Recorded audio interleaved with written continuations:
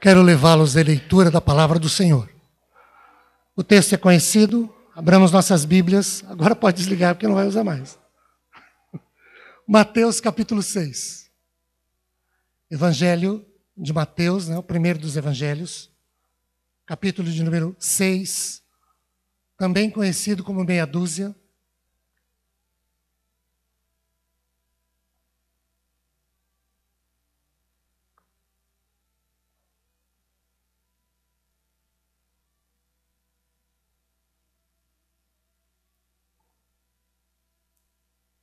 Apenas o versículo de número 34. Acompanhe-me em sua Bíblia a leitura que farei. Portanto, não vos inquieteis com o dia de amanhã, pois o amanhã trará os seus cuidados.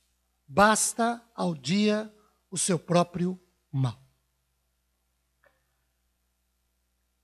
Queridos, o versículo de número 34, que eu acabei de ler, ele encerra, ele termina, ele conclui um contexto em Mateus capítulo 6, que trata de não ficarmos ansiosos, não ficarmos inquietos ou angustiados com as coisas mais básicas do cotidiano da vida. Por exemplo, o versículo 31 fala de alimentação, de hidratação e vestuário, ou o que o psicólogo Abraham Maslow, que viveu entre 1908 e 1970, em função de sua teoria sobre motivação, chamou de teoria das necessidades.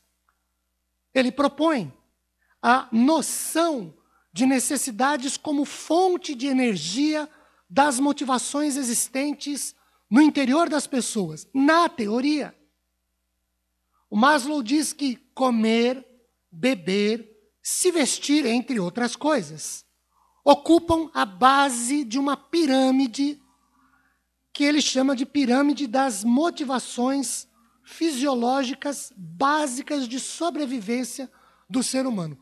Tudo que o ser humano faz, ele faz primeiramente para ter as necessidades, à luz do texto, de comer, beber e se vestir, saciadas, essas necessidades atingidas, essas necessidades supridas.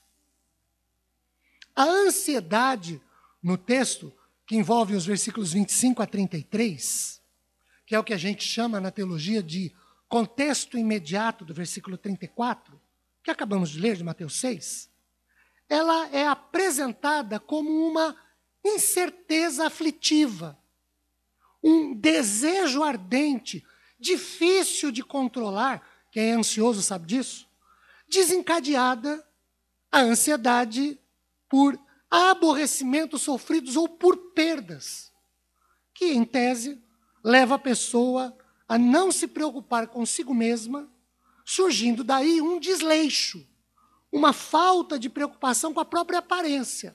Isso, evidentemente, em casos mais complicados, em casos mais avançados. Com isso e por isso, há dificuldades de concentração, pessoas inquietas por conta da ansiedade são pessoas impacientes e geralmente têm insônia. Em geral, a preocupação que é fixada num determinado assunto em detrimento de tudo que ocorre ao seu redor. Para controlar essa ansiedade e seus efeitos, em Mateus 6, 24, Jesus permite que nós visualizemos, ou que nós podemos ter como uma visualização, uma receita bem interessante. O que é que diz o versículo 34 aí? Basta ao dia, a cada dia, o seu próprio mal. O que é que a gente pode pensar sobre isso? Primeiro, nós podemos pensar que Jesus chama a nossa atenção para o fato de que um dia vem após outro dia. Um dia após outro. Seria mais ou menos um dia de cada vez, ou um passo de cada vez. Um passo depois do outro. Primeiramente um passo, depois um segundo passo, depois um terceiro passo, e assim sucessiva e continuamente. Há fatos, eventos, situações, circunstâncias, enfim, coisas que em nossas vidas não podem e não devem ser ou apressadas, nem atrasadas. Fatos e eventos que não devem ser nem adiantados, nem retardados. É preciso que haja uma coisa de cada vez, nem mais, nem menos. Tem coisas nas nossas vidas e das nossas vidas que não podem nem devem ser acrescidas ou retiradas e expurgadas. Como também há coisas que não podem e não devem ser feitas, realizadas já, agora, neste momento. Mas a nossa inquietação por vê-las imediatamente resolvidas, mexidas, trabalhadas, acaba comprometendo, inclusive, a nossa saúde. Então, são coisas que não podem, não devem, já neste momento, ou às vezes, nesta fase das nossas vidas, acontecerem, enquanto outras não podem e não devem ser omitidas ou abandonadas. Isso gera um problema, não gera? Que coisas eu não posso deixar para amanhã? Que coisas que eu não posso mexer com elas agora? Que coisas que eu só posso mexer com elas depois? Não tem uma fórmula pronta para isso. Não tem um manual de instrução dizendo isso é para amanhã, isso é para agora. Nós temos sonhos, temos projetos, temos ideais, algumas decisões que não podem e não devem acontecer, se realizar agora. Mas existem sonhos, projetos, ideais ou decisões que não pode esperar para amanhã. E a gente entra num parafuso. Porque a gente não sabe exatamente qual desses sonhos não pode se realizar, quais desses sonhos têm que se realizar. Para isso, a gente precisa buscar um equilíbrio. O equilíbrio disso é que é o segredo para a gente trabalhar a nossa vida de modo tal que as coisas não se apressem, nós não adiantemos essas coisas e nem as atrasemos. Já que não tem um manual dizendo o que eu posso adiantar, o que eu posso atrasar, eu tenho que buscar um equilíbrio. O equilíbrio disso é que é o segredo, ou um dos segredos, para que nós tenhamos uma vida de qualidade, uma vida que não nos tire o sono, uma vida que não nos leve a tanta inquietação e ansiedade que provoque em nós, inclusive, problemas de ordem física. Eclesiastes capítulo 3, versículo 1, diz assim: tudo tem seu tempo determinado, ou já estabelecido. E aí vale lembrar uma observação filosófica que diz o seguinte: o tempo não é nosso, ele simplesmente não nos pertence. É por isso que se deve ressaltar que basta a cada dia o seu próprio mal, como diz Mateus 6,34. Porque o dia não nos pertence, o tempo não é nosso. Eu não tenho como dizer, farei, acontecerei. Não existe isso. O dia não nos pertence, nós é que pertencemos a ele. O tempo e o dia, eles não são nossos. Nós não controlamos nada, não dominamos nada, não comandamos ou não governamos nada. Aliás, a Bíblia diz que nós somos transitórios, que a nossa vida passa e voa, e que nós somos como a erva, que nasce, cresce e logo morre. Salmo 90, versos 5, 6 e 9. Então, pensemos um pouco. Uma vez que nós não governamos não dominamos nada do tempo, porque ele não é nosso, ele não nos pertence. Como diz Mateus 6,34, basta cada dia o seu próprio mal. Porém, contudo, entretanto, como alguns de nós não dão conta de ficar só com esse versículo, que já seria de grande bênção para nós, se nós sairmos daqui cientes, conscientes, de que cada dia Deus tem reservado para nós algo, e que basta esse dia, e que não adianta eu querer antecipar as coisas lá da frente, porque não vai dar certo. Se nós sairmos daqui pensando sobre isso, refletindo sobre isso, crendo que Deus supre as nossas necessidades, eu sinceramente me darei por feliz e satisfeito. Mas como nem todos nós damos conta disso, mas temos que buscar um equilíbrio, porque, como dissemos no começo, existem coisas nas nossas vidas, sonhos, projetos, ideais, que não são para agora, mas tem outros que não dá para adiar. E isso promove em nós, provoca em nós, uma inquietação, que o texto chama de ansiedade no começo, e que no versículo 34 fala de inquietação. Provoca em nós uma reação de nós não darmos conta. Provoca em nós uma ansiedade, porque nós queremos apressar, nós não queremos esperar. Talvez uma das coisas mais difíceis que nós temos é quando a gente tem que esperar. Aguarda um minutinho, pronto. A gente já fica ali. Né? Jesus, por exemplo, diz assim: não se turbe o vosso coração, ou seja, não tenham medo, crê em Deus Pai, crê em mim, eu vou preparar lugar. Quando eu for e preparar, eu voltarei para buscar vocês. Pronto. Até aí estava tudo bem. Quando ele disse, eu voltarei para buscar vocês, e não disse quando voltaria, ele provocou ansiedade na gente. Eu sei que ele vem, eu não sei quando, mas sei que ele vem. E aí a gente tem que ficar esperando.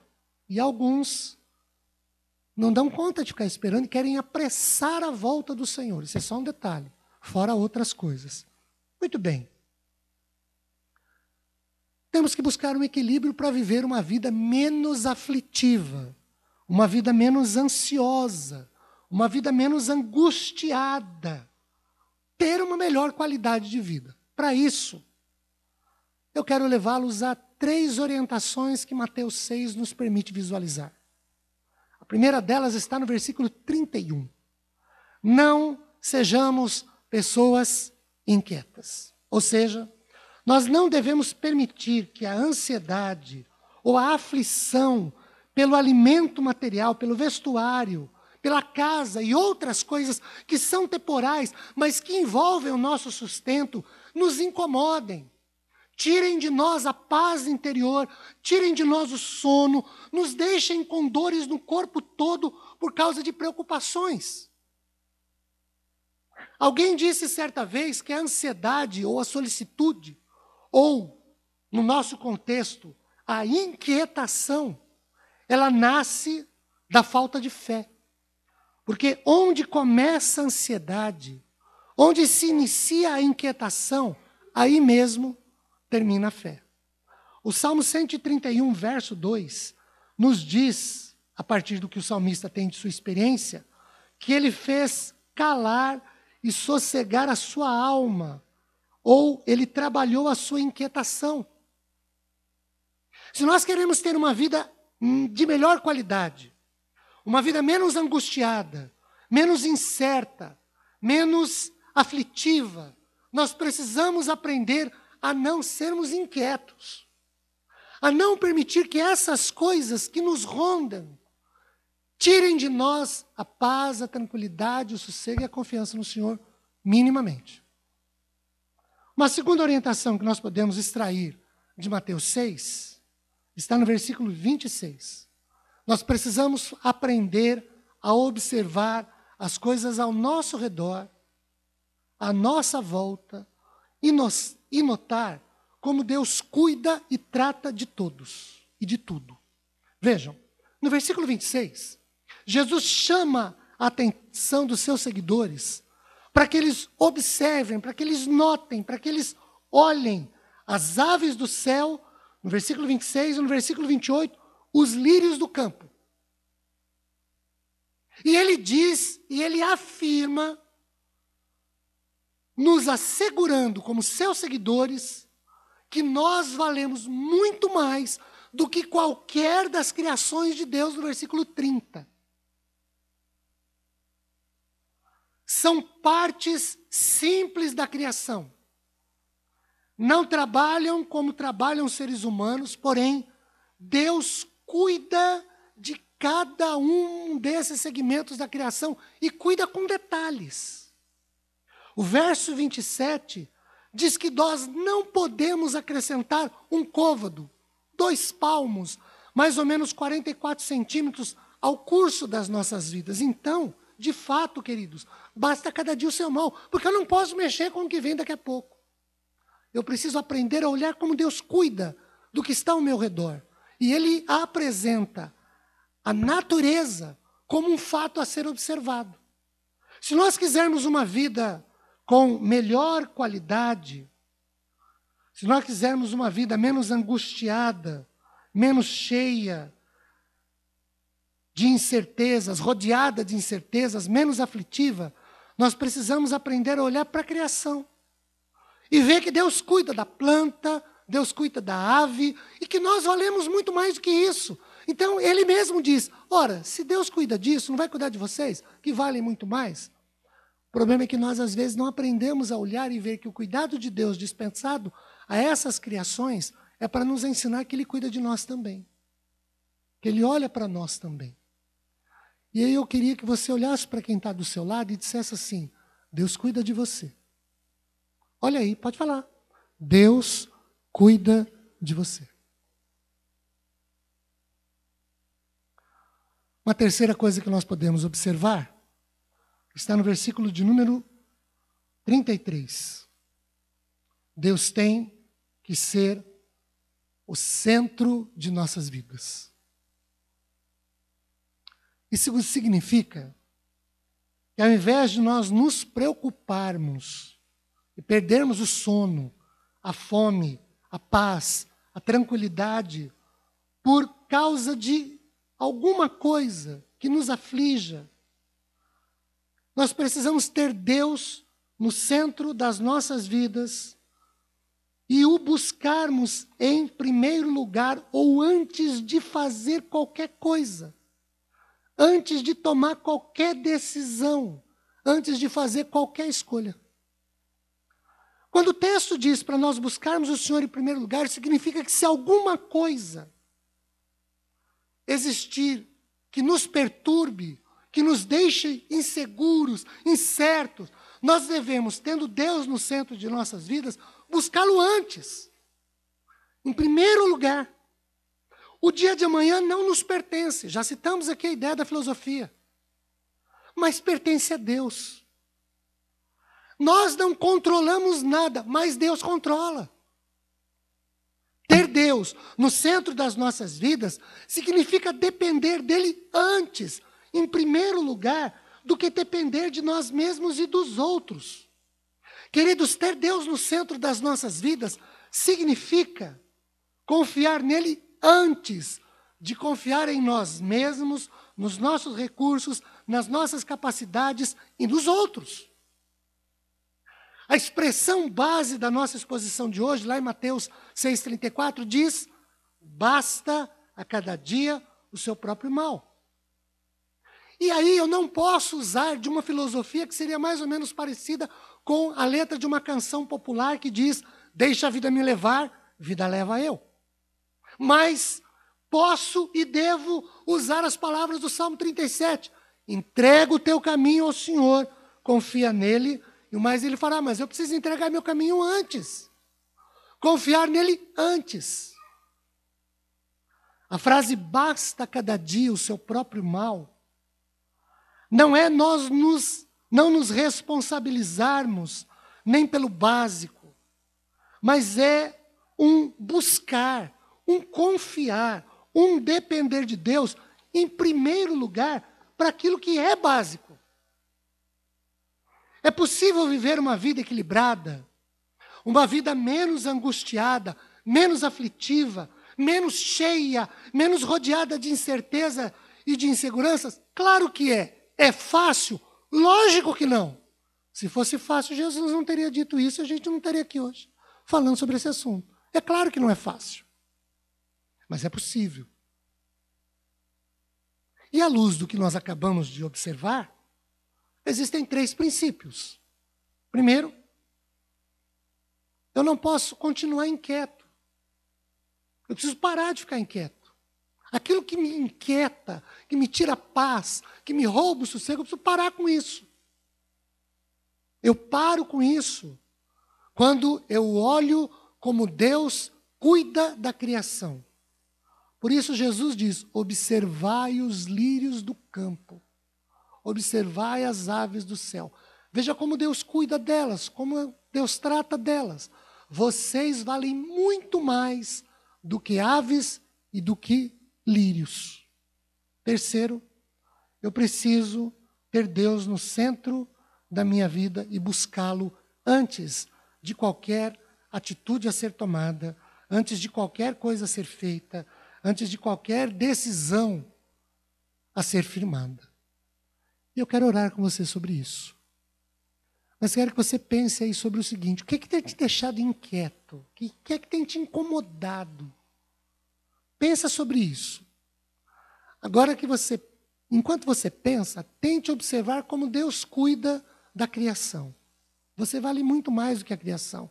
Então, se Deus cuida de aves, se Deus cuida de plantas, como ele diz aqui em Mateus 6, ele vai cuidar muito mais de você. Mas você precisa buscá-lo em primeiro lugar, tê-lo como centro de sua vida. Vamos orar sobre isso, queridos? Fechemos os nossos olhos, oremos ao Senhor.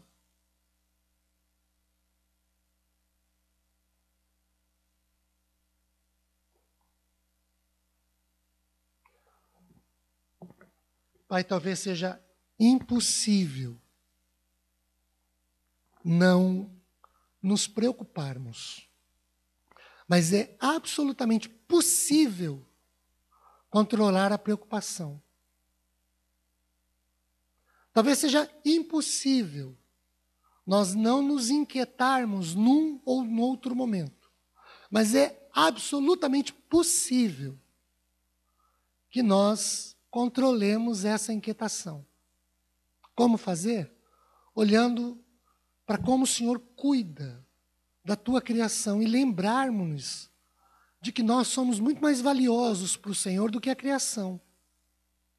A ave não planta, a ave não trabalha na agricultura, mas ela colhe.